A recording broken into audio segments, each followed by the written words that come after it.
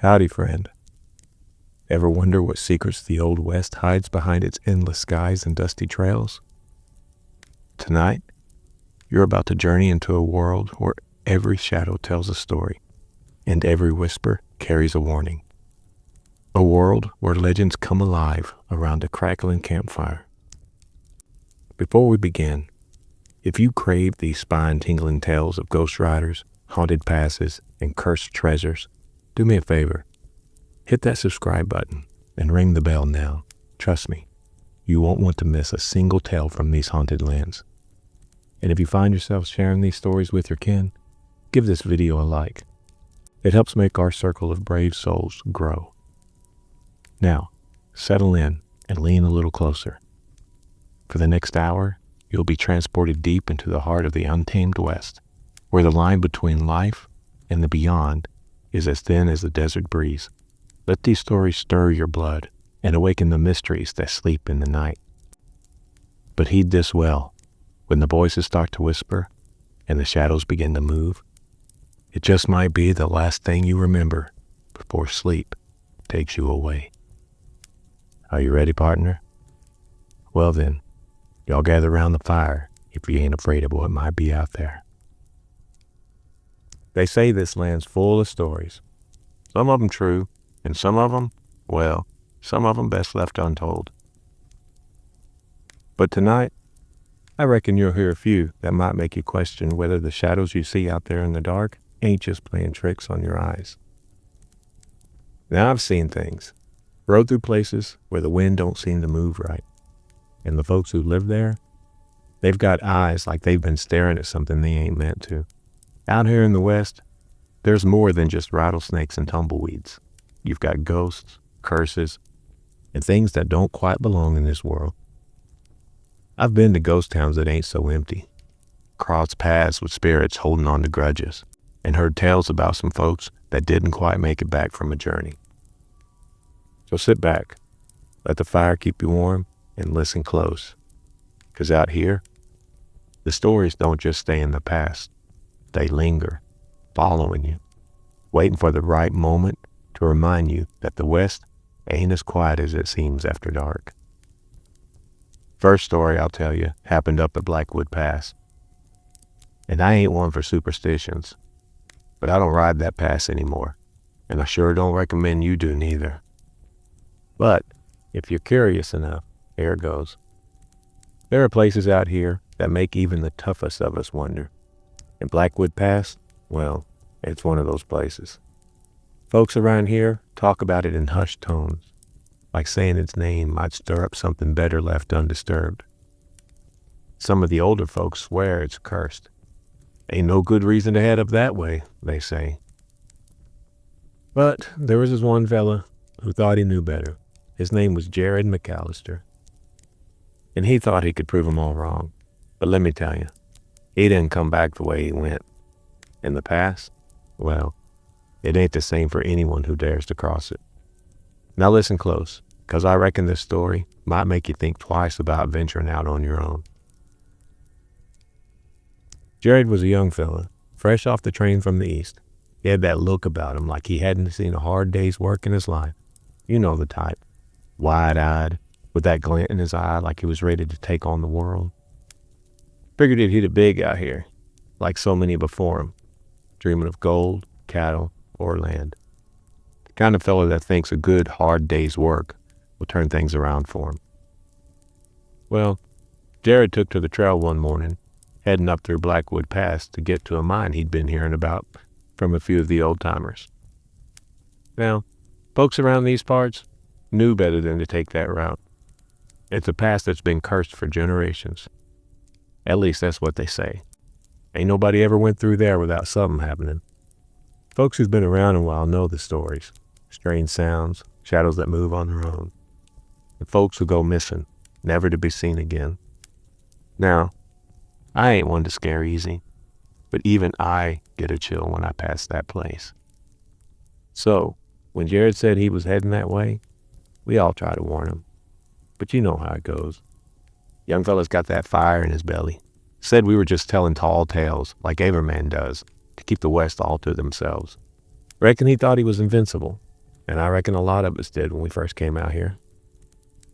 So, Jared heads off that morning, all full of himself, swearing up and down he'd be back by nightfall.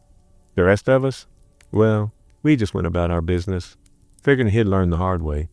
The only thing was, Jared didn't come back. That evening, the wind kicked up something fierce, like it was blowing from the pass itself. We sat by the fire that night, listening to it howl. I figured he'd just gotten held up. But when a day passed, then too, we all started wondering. Ain't no man's got that much trouble on the trail. Not for that long. We got a posse together, a few of the rougher ones, the ones who'd been here long enough to know the land. We followed Jared's trail, took it slow through the pass, and let me tell you, that place don't feel right, not in any kind of way. It's too quiet, like the land itself's holding its breath. The wind don't move like it should, and the shadows, they stretch longer than they should, like they got a mind of their own. We made camp that first night about halfway up, right where the pass narrows down to a dark little ravine.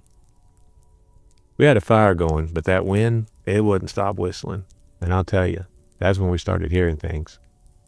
First it was the coyotes, howling from a distance, real far off, but then something didn't sit right.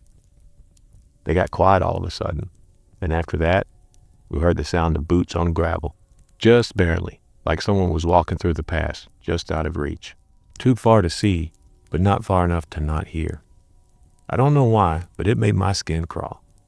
We called out, but no one answered. And if that wasn't enough to set you on edge, you'd have heard the rustling in the brush, like something was moving in it. But we kept our guns close, sure as hell, but there wasn't nothing to fire at.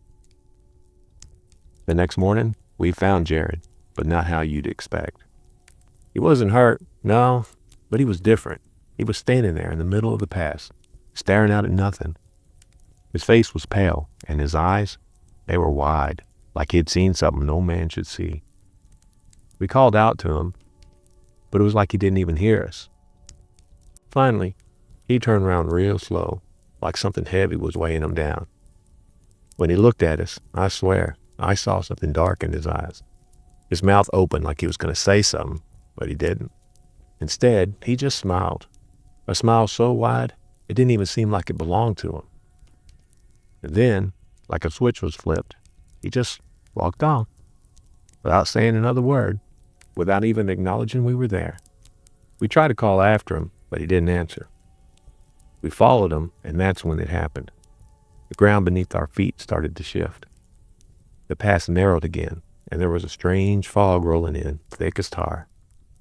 It moved like it was alive, crawling across the ground.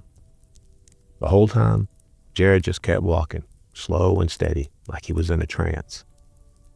We lost him in that fog. Couldn't hear him, couldn't see him, just a shadow in the mist. We searched for hours.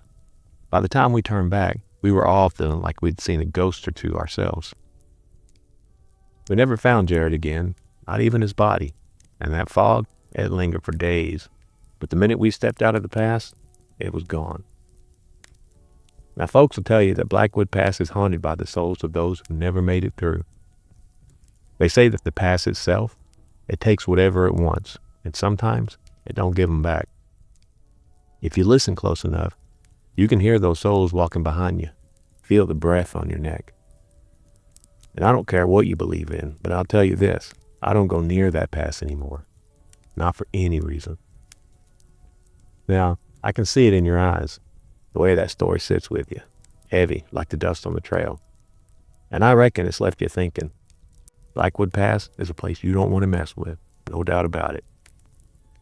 But you know, out here in the West, there's always something darker, just out of reach, that'll stir your blood colder than a snowstorm.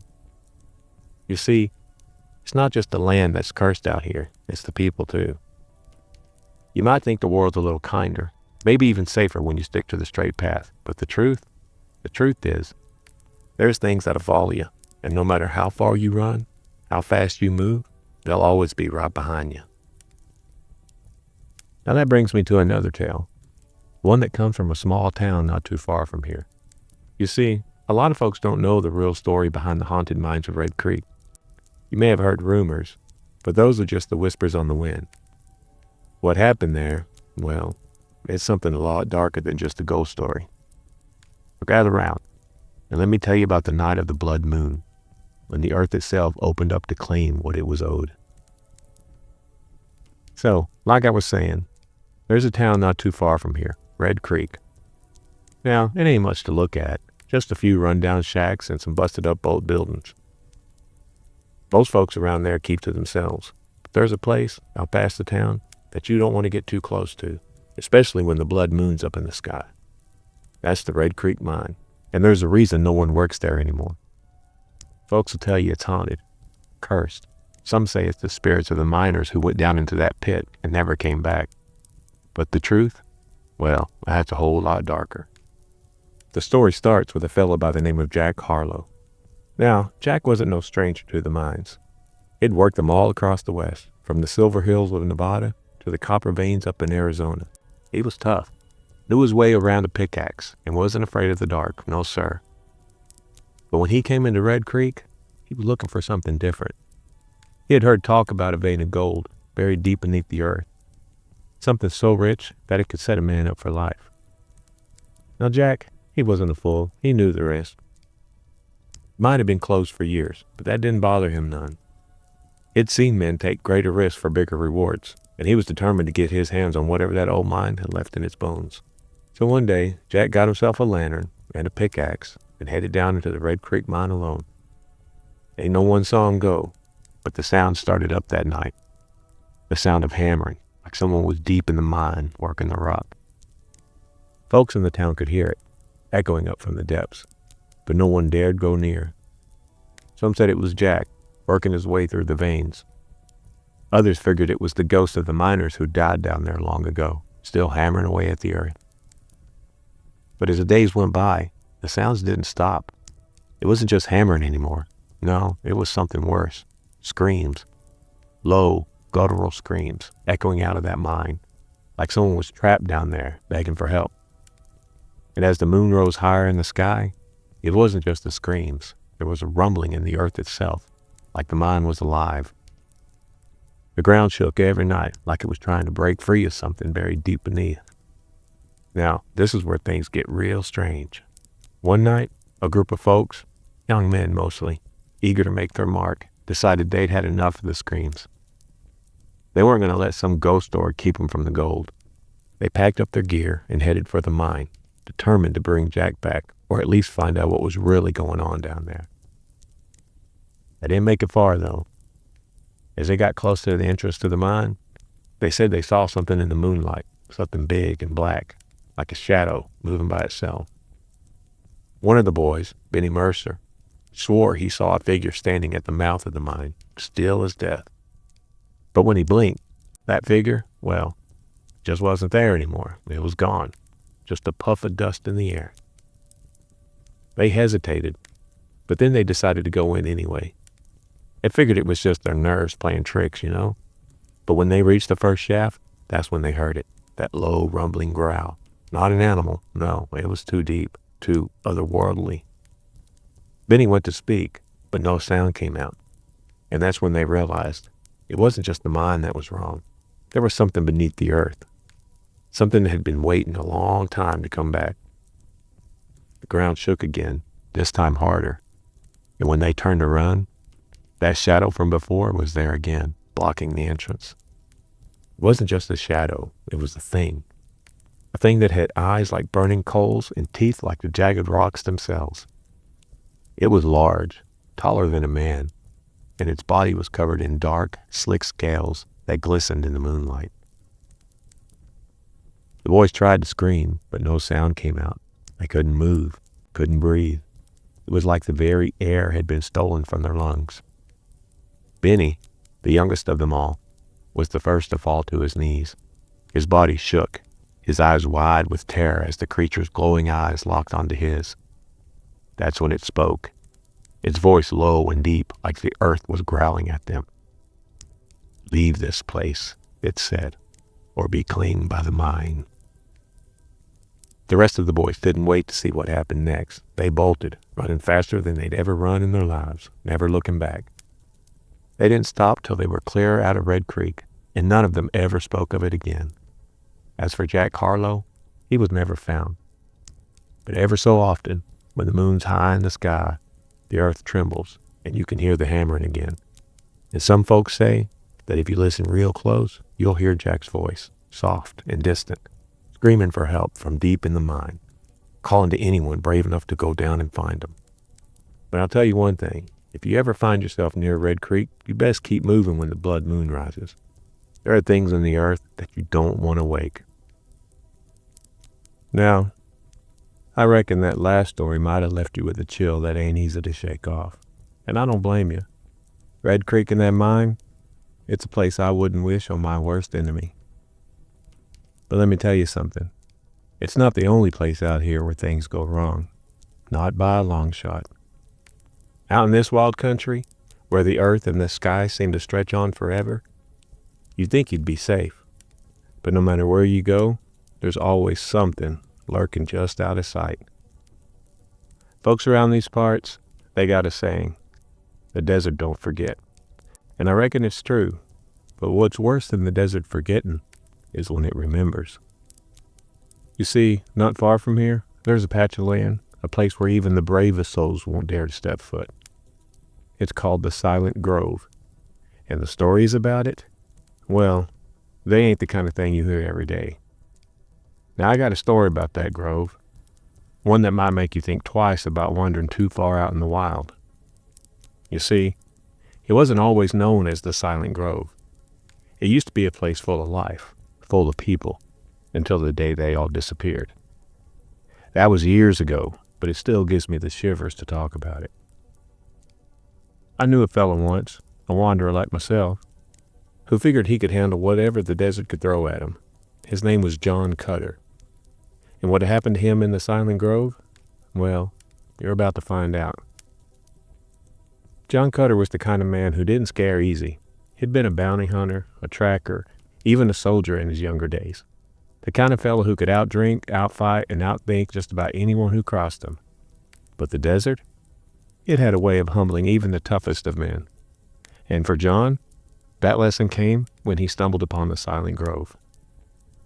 It started like most tales of trouble do, out on the trail, tired, thirsty, and just looking for a place to rest his bones. He'd been following a lead, chasing down some outlaw who skipped town with a hefty bounty on his head. But somewhere along the way, he lost the trail. The desert had swallowed it up like it always does, leaving John with nothing but endless sand and scrub to guide him.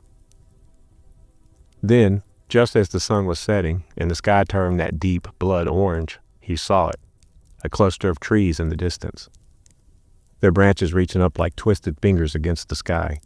It was a strange sight out there in the middle of nowhere. A grove of trees, green and alive, when everything else was dry and dead. He figured it must have been fed by some hidden spring, and the thought of cool water was enough to spur him forward. When he got closer, he noticed something strange. The air around the grove was still, too still. No wind, no rustling leaves, no sound of birds or insects, just silence, thick and heavy, like the world was holding its breath. It should have been a warning, but John was tired and desperate. He pressed on, pushing through the tangled underbrush until he found himself in the heart of the grove. That's when he saw it, a cabin, small and weathered, like it had been built 100 years ago and forgotten.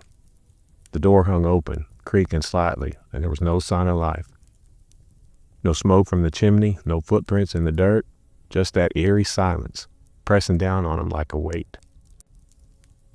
John called out, but his voice seemed to die in the air. No echo, no response, just nothing. Still, he was too curious to turn back. He stepped inside, his boots echoing on the wooden floor. The place was empty, no furniture, no supplies, just bare walls and a layer of dust thick enough to write your name in. But then he noticed something. On the far wall, carved deep into the wood, was a message. 4 words, scratched out like whoever wrote it was in a hurry. Don't stay after dark.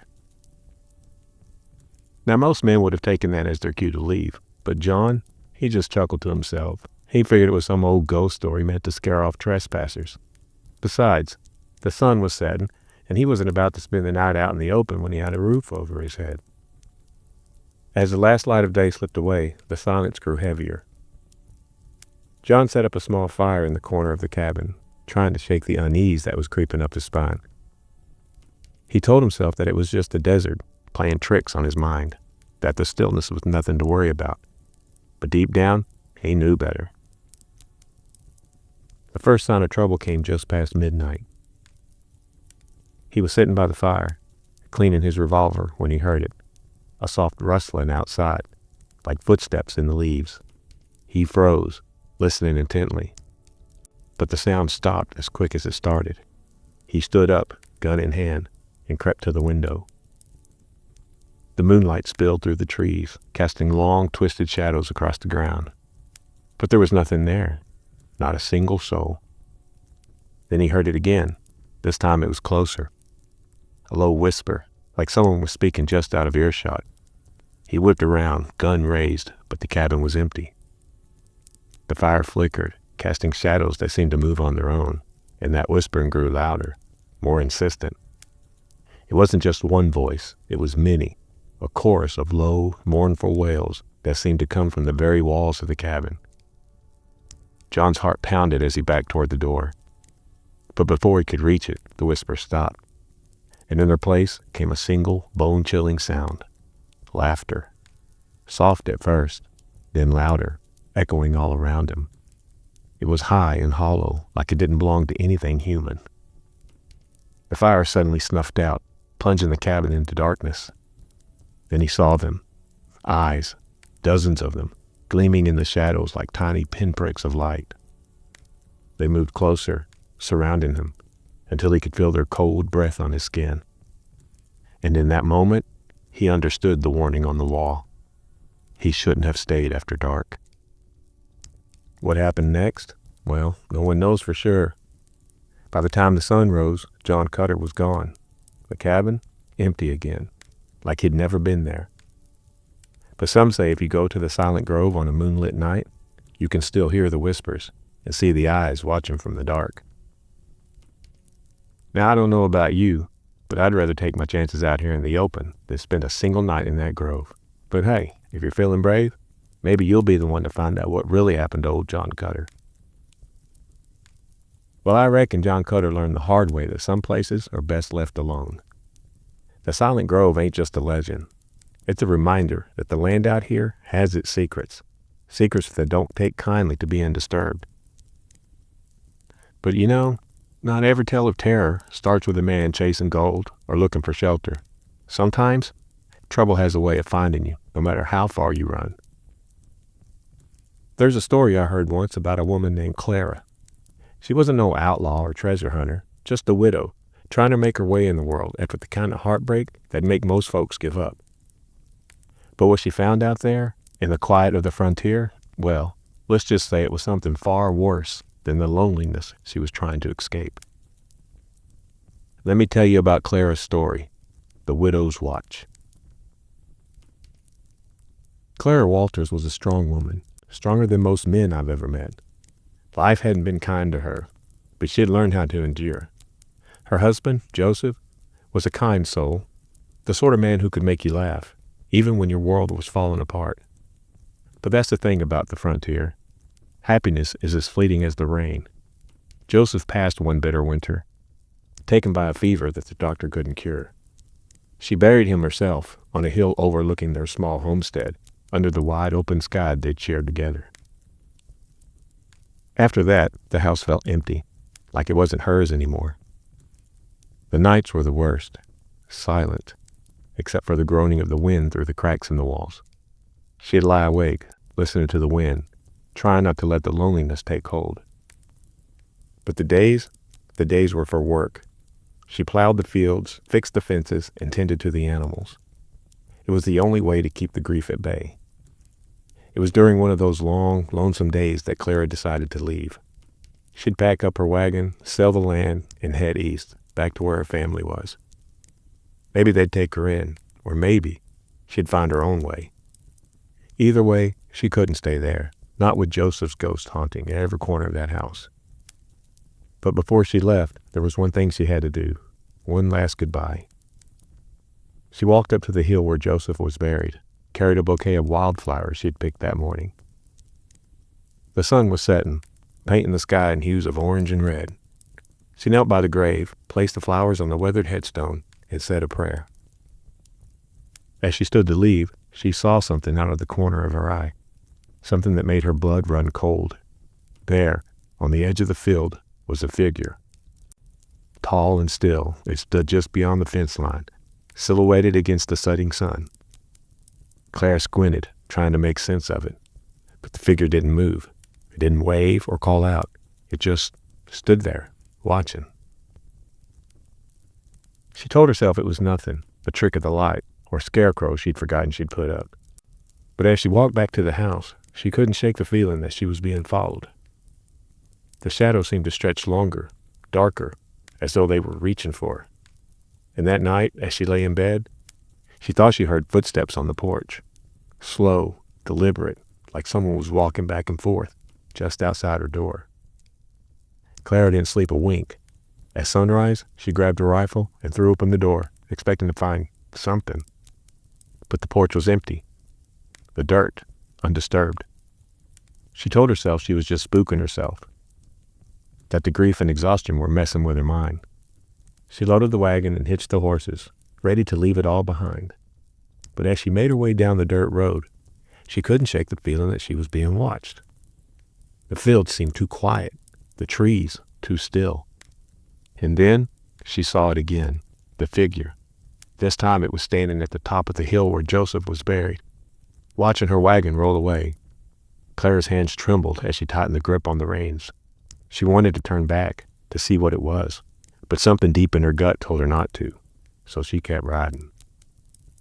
She made it about 5 miles before the horses stopped dead in their tracks. They reared and whinnied, eyes wide with fear, refusing to go any farther. Clara climbed down from the wagon trying to calm them when she noticed the air had gone still, deathly still. Then she saw it. The figure was there again, standing in the middle of the road, closer now. Clara's heart pounded as she raised her rifle, shouting for it to leave her alone. But it didn't move. It didn't flinch. It just stood there, silent and still. And then it raised an arm, slow and deliberate, and pointed back the way she'd come. Clara didn't want to find out what it wanted. She scrambled back onto the wagon, whipped the reins, and urged the horses to move. They bolted, taking her off the road and into the wilderness.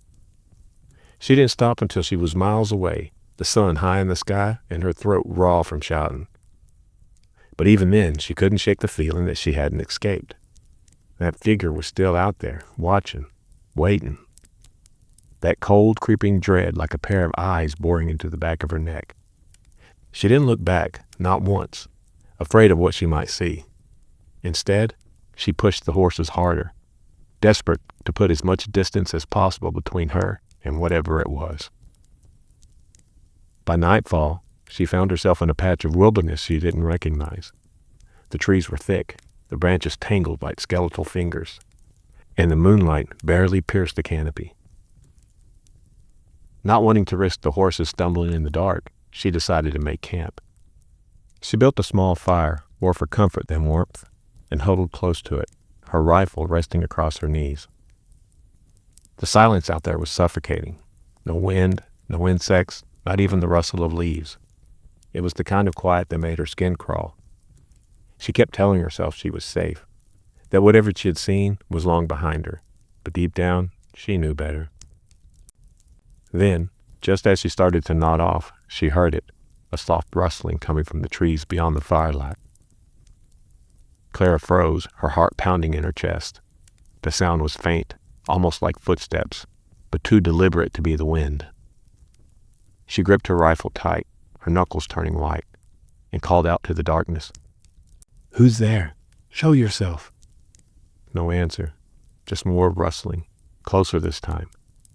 The firelight flickered, casting long shadows that seemed to dance and twist on the trees. And then she saw it, a figure barely visible at the edge of the firelight. It stood just at the boundary where the light faded into darkness, its features obscured, but its presence unmistakable. "Leave me be," Clara shouted, raising her rifle.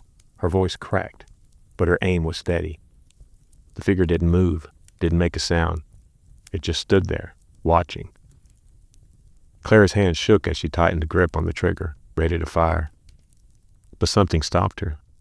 A whisper, faint, almost like a breeze through the trees, but clear enough to freeze her blood. Clara. Her name, spoken in a voice she knew all too well, a voice he hadn't heard in months. Joseph? She whispered, lowering the rifle. The figure stepped closer, just enough for her to see its face. Her breath caught in her throat. It was him, her Joseph, looking just as he had the day he died. But there was something wrong. His eyes, they were dark, empty, like bottomless pits. Come back, Clara, he said, his voice low and hollow. You can't leave me. She stumbled back, shaking her head, tears streaming down her face. You're not real, she whispered, but her voice wavered. The figure stepped closer, his outstretched hand reaching for her. Don't leave me, Clara. Stay with me, forever. Panic surged through her veins as she fired the rifle without thinking. The shot echoed through the trees, loud enough to make her ears ring. When she looked back, the figure was gone, but the fire had gone out too, plunging her into complete darkness.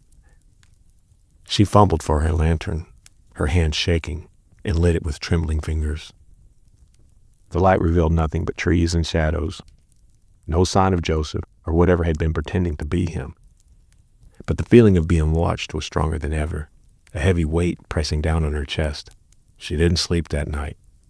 She sat with her back to the wagon and rifle in her lap, jumping at every sound. By morning, she was gone.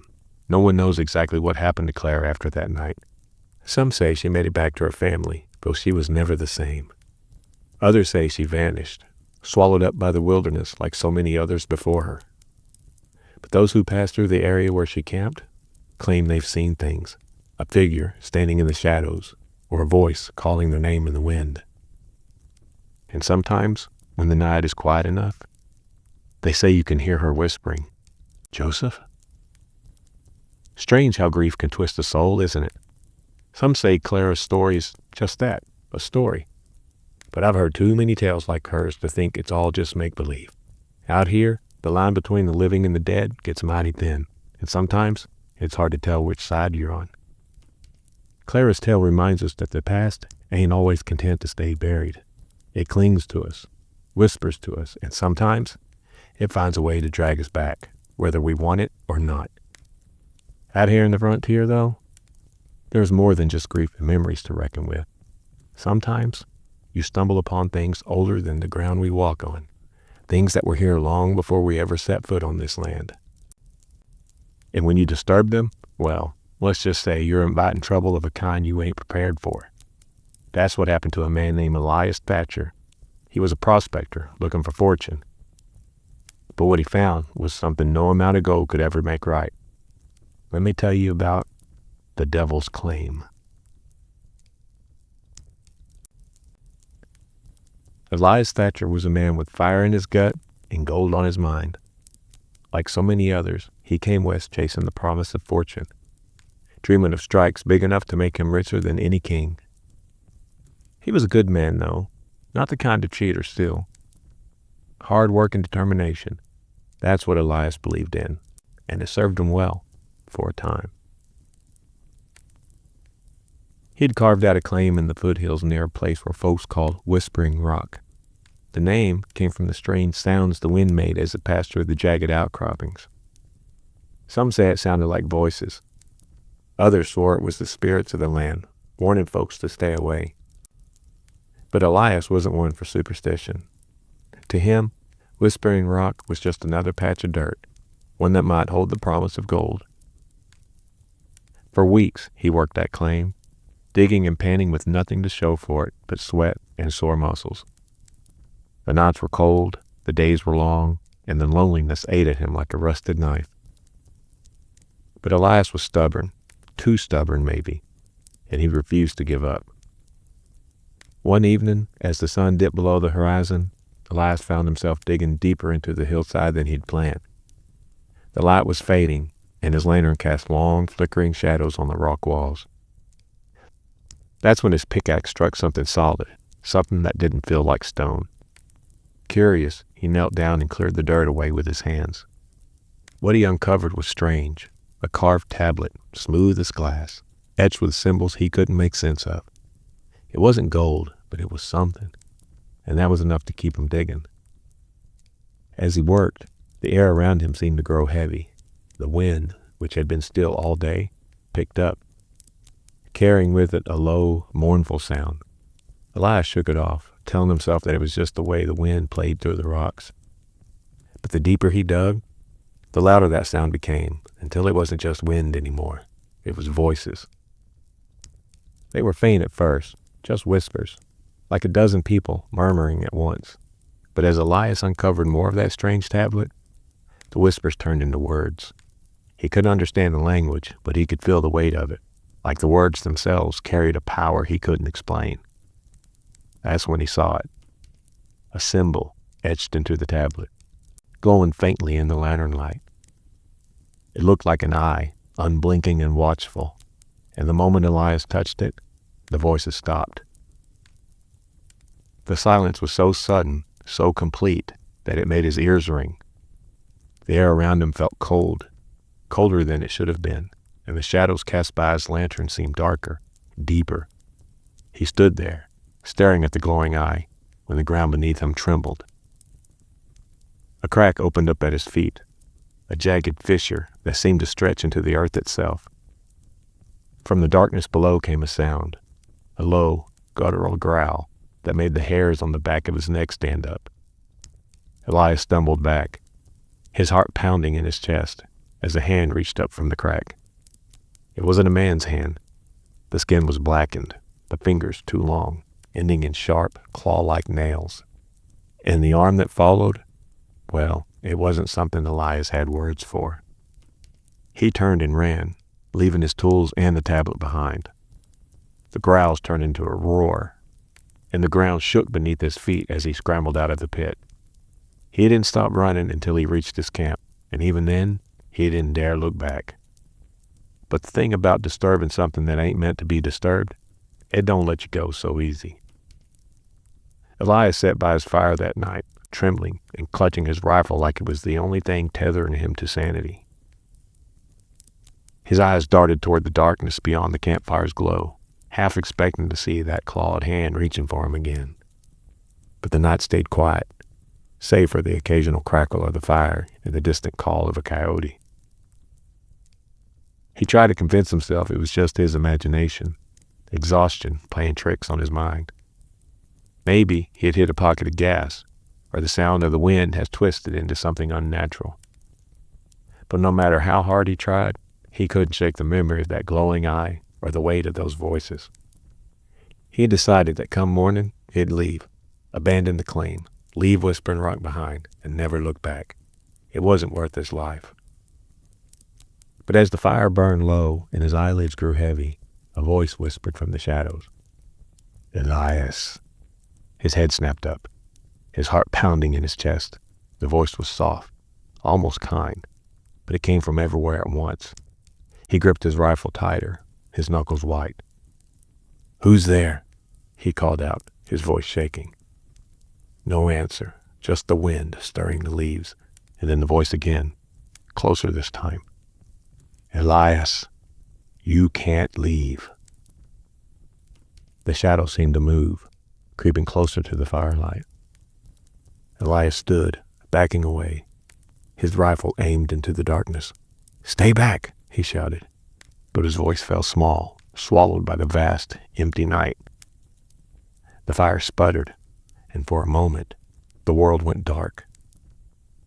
When the flames roared back to life, Elias saw it, a figure standing just beyond the circle of light. It was tall, impossibly so, with limbs that stretched unnaturally long. Its face was shrouded in shadow, but its eyes were the same as the one carved into that tablet. Elias fired, the gunshot echoing through the night. But when the smoke cleared, the figure was gone. The only sign it had ever been there was a faint imprint in the dirt, like the scorch mark left by lightning. He didn't sleep that night. Instead, he packed what little he could carry and saddled his horse as soon as the first light of dawn broke over the horizon. The wind howled through the rocks as he rode out of Whispering Rock, and though he didn't dare look back, he could feel the weight of those eyes watching him the whole way.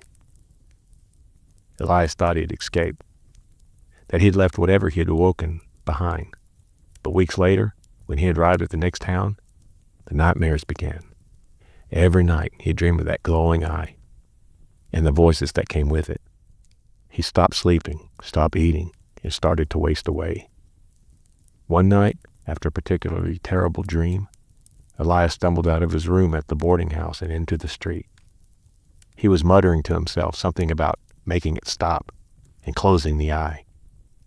The townsfolk tried to calm him, but he pushed them away, shouting that it was too late, that he had doomed them all. And then, right there in the middle of town, the ground split open beneath his feet. A hand, blackened and clawed, reached up and pulled him into the darkness. The earth closed behind him, leaving nothing but a faint scorch mark on the ground.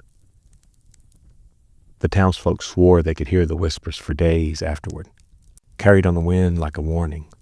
No one dared go near the Whispering Rock after that. The land was cursed, they said, claimed by something older and darker than anyone cared to imagine. And the strange thing, that wasn't the end of it. Travelers passing through the area still talk about hearing voices in the wind, seeing strange lights in the hills, and feeling like they're being watched. Some even claim to have seen Elias Thatcher himself, wandering the foothills with a wild look in his eye and a warning on his lips. Don't touch the tablet. Don't open the eye. Sometimes it's better to leave things buried, no matter how tempting they may seem. Some treasures ain't meant to be found, and some doors are better left shut. But out here, curiosity has a way of getting the best of folks. And the price? Well, let's just say it's more than most are willing to pay. Elias Thatcher learned the hard way that some places hold power we ain't meant to reckon with. And once you cross the line, there's no uncrossing it. But if you think cursed land or vengeful spirits are the worst the frontier has to offer, you'd be wrong. There's something else out here, something that don't just haunt a place or punish those who trespass. It hunts, and it don't stop until it gets what it's after. There was once a town, not far from here, that learned this lesson the hard way. A good town, full of good folk, but they vanished, almost overnight. To this day, no one knows for sure what happened, but the stories, well, they paint a picture darker than any shadow. Let me tell you about the Shadow Riders. There used to be a town out in the desert, about a day's ride from here. Folks called it Prosperity Junction, though the name turned out to be a cruel joke in the end. It was a quiet place, just a handful of buildings, saloon, general store, and a church, and a few homes scattered along a dusty main street. Life there wasn't easy, but the people were proud. They worked hard, looked out for one another, and kept to themselves. That all changed when the riders came. It was late summer, and the days were so hot, the air shimmered like water on the horizon. The town was just settling in for the evening, lanterns flickering, laughter spilling out of the saloon, when they heard it, a low rumble, like thunder rolling in from the distance. At first, folks thought it might be a storm, but the sky was clear, not a cloud in sight. Then the sound grew louder, closer, until they realized it wasn't thunder at all. It was hoofbeats. A dozen riders appeared on the horizon, their silhouettes dark against the fiery glow of the setting sun. They rode in silence, their horses moving as one, like some kind of unholy tide. As they got closer, folks began to notice things. How the riders didn't seem to have faces, just shadows where the features should have been. How their horses' eyes glowed a dull, sickly red. The townsfolk watched from the windows, too scared to step outside, as the riders came to a halt in the center of town. For a moment, everything was still. The only sound was the creak of leather and the soft snorts of the horses. Then, the lead rider raised a hand, a gaunt, skeletal thing wrapped in tattered black cloth, and pointed toward the saloon. No one moved. No one spoke. Then the saloon doors creaked open, and Sam Harker, the barkeep, stepped out. Sam was a big man, broad-shouldered and tough as nails, but that night he looked small, like the life had been drained out of him. He stood there, trembling, as the lead rider dismounted and approached him. The rider didn't speak, not with words anyway. Instead, a sound filled the air, a low, guttural noise. Sam's face went pale, and he started muttering under his breath, begging for forgiveness for something no one could hear. Then the rider touched him. The moment that skeletal hand rested on Sam's shoulder, he screamed, a horrible, soul-wrenching sound that echoed through the night. His body twisted, contorted, and when it finally fell to the ground, it wasn't Sam Harker anymore. It was something else, something hollow. The riders left him there, lifeless and still, and mounted their horses without another word. But as they rode out of town, their leader turned back and raised that skeletal hand again, this time pointing at the church steeple. The message was clear. They'd be back. And they were. Every night for the next 3 nights the riders came in, each time taking another soul. It didn't matter where folks hid. Once the riders chose you, that was it. You were marked. And when they touched you, you weren't just dead. You were gone. Erased like you'd never existed at all. By the 4th night, the town was empty. Every last man, woman, and child had vanished, leaving nothing behind. The buildings still stood, but they felt wrong, like they were just shells. Hollow echoes of the lives that had been lived there. Some say the riders were a curse, called down by something dark and ancient. Others believe they were death's own servants, riding out to collect the souls of the damned. Whatever they were, one thing's for sure, they don't stop. They're still out there, riding the desert, searching for the next town to claim. And if you ever hear hoofbeats in the dead of night, louder than they ought to be, don't look out the window, don't answer the door. Just pray they ain't coming for you. Some say Prosperity Junction is still out there, hidden by the desert sands, waiting for the riders to return. But I reckon it's best not to go looking. Some stories are better left untold, and some places are better left forgotten. The Shadow Riders, they ain't something you want to cross paths with. But the thing about the West is, danger doesn't always ride in with a posse or show up in a storm of hoofbeats. Sometimes it's quieter than that, sneaking up on you when you least expect it. Out here, the lands hold secrets, buried deep in the earth or hidden in the whispers of the wind. And every once in a while, those secrets find their way back to the surface. There was a man, goes by the name of Silas Cole, who learned that the hard way. He wasn't no outlaw or lawman, just a prospector, searching for gold in the hills. But what he found?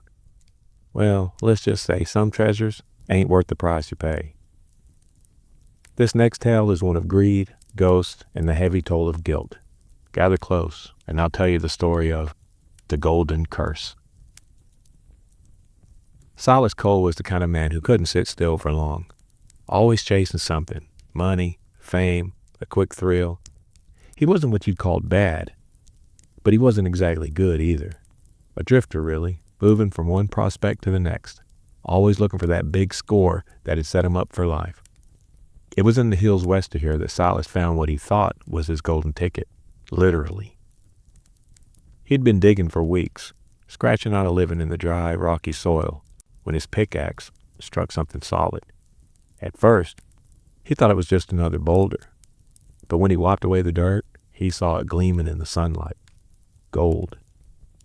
But this wasn't just any gold.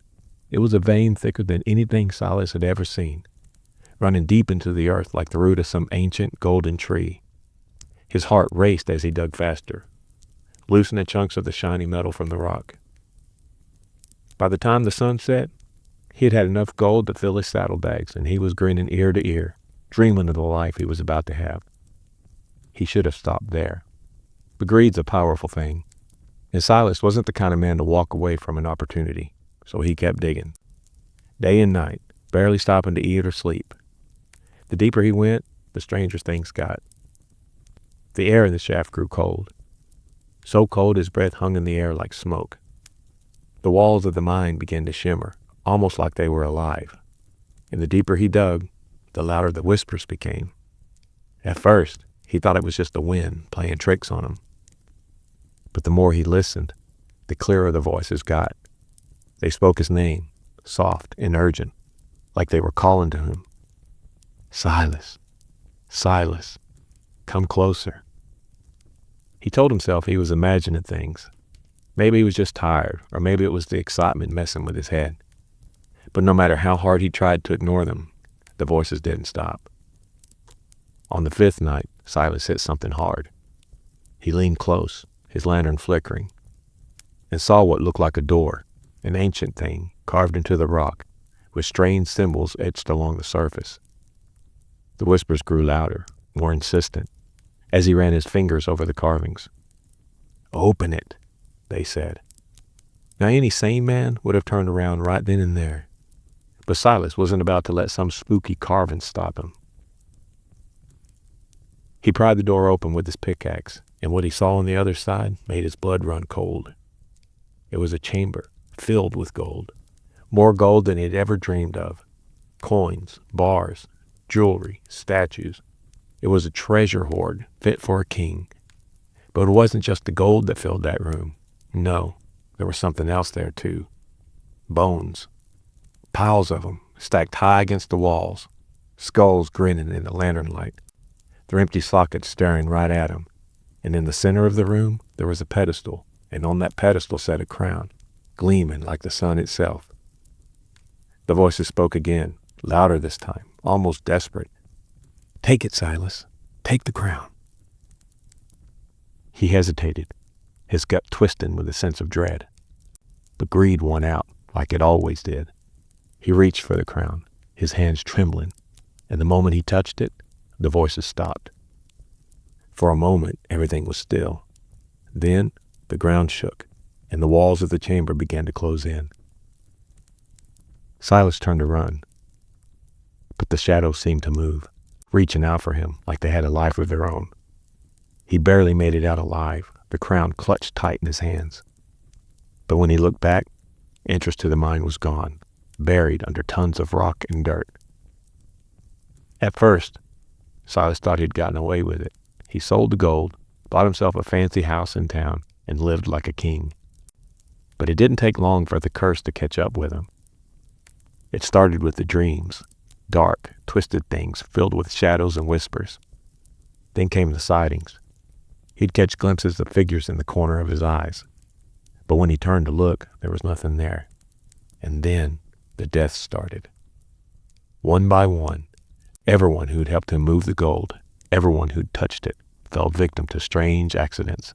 Fires, drownings, sudden sicknesses. It was like the curse was claiming them one by one and saving Silas for last. Anyone who'd touched even a single coin met a grisly end. Some were found crushed under fallen beams, others torn apart by animals.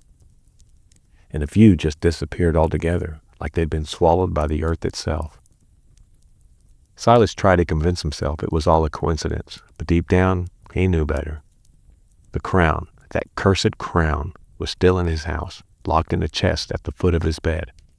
And every night he could hear the whispers grow louder, calling to him, mocking him. "You can't escape, Silas. It's yours now." Desperate, he turned to the town preacher, begging for salvation. The preacher came to his house, holy book in hand, and tried to banish whatever evil latched onto Silas. But the moment the preacher laid eyes on the crown, he froze, his face went pale, and he whispered a single word. "Hell." That's when the shadows came. They spilled out of the chest like black smoke, writhing and twisting like a nest of serpents. The preacher screamed as the shadows wrapped around him, dragging him into the chest before Silas could even blink. After that, Silas was truly alone.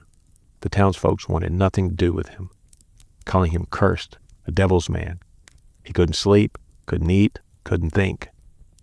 The crown's whispers consumed him, driving him into the brink of madness. One night, he couldn't take it anymore. He rode out to the hills, the cursed crown in his saddlebag, and made for the mine. But no matter how far he rode, he couldn't find it. The land had changed, the rocks and trails rearranged as if the mine had never existed. Finally, as the sun began to rise, Silas found himself at the edge of a deep canyon. He pulled the crown from his bag, staring at it with tears in his eyes. "Take it back," he whispered. "Please, just take it back." But the whispers only laughed. With a final cry of despair, Silas hurled the crown into the canyon. It tumbled end over end, catching the light as it disappeared into the shadows below. For a moment, Silas felt a flicker of hope. Maybe it was over. Then he felt it. Cold fingers on his shoulder.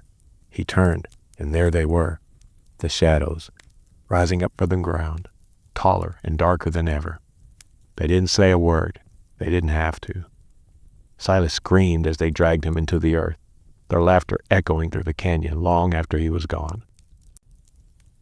No one ever saw Silas Cole again, but they say, on quiet nights, if you stand at the edge of that canyon and listen real close, you can still hear the whispers and the sound of a man begging for forgiveness that'll never come.